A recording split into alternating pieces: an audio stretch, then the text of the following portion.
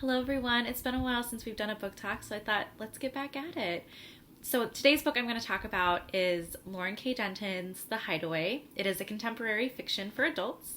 And this book is about Sarah. She grew up in Sweet Bay, Alabama, and decided to leave her crazy, eccentric grandmother to move to New Orleans, where she could start a new life and own a vintage shop that she calls Bits and Pieces. And she's so proud of this shop and her life in New Orleans until one day she receives the sad news that her grandmother has passed.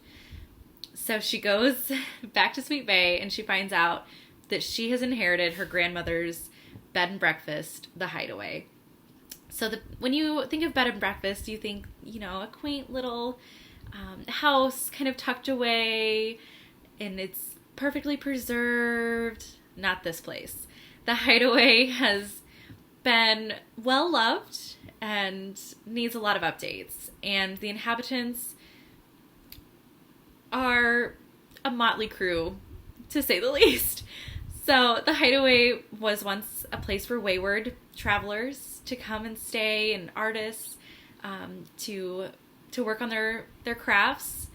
And Mags, Sarah's grandmother, had taken it over, and it just kind of became a home for people that just didn't really want to live in society. And so Mags lived there with some of her best friends for years. She raised her daughter and then her granddaughter there, and the Hideaway became kind of a part of the family, really. And so Mags thought it was in her best interest to leave the house to her granddaughter.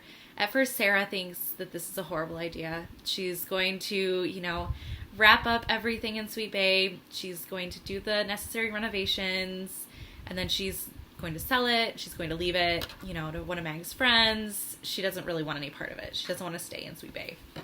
She has a life in New Orleans. Well, as the story evolves, she becomes more enamored with this house, and then she starts unlocking secrets from her grandmother's past. And she finds that there was more to meet the eye. Her grandma was eccentric, but she also had a pretty intense past that not even her mother knew about. And the story is just such a feel-good breath of fresh air during this time of such uncertainty. If you really enjoy Hallmark movies and the Hallmark Channel, this book is going to be just for you. It has a happy ending, it's lighthearted, and it's just a really good, fast read. If you're interested in this book, we do have it available in audio over Overdrive. And I can post the link to our Overdrive in the description of this.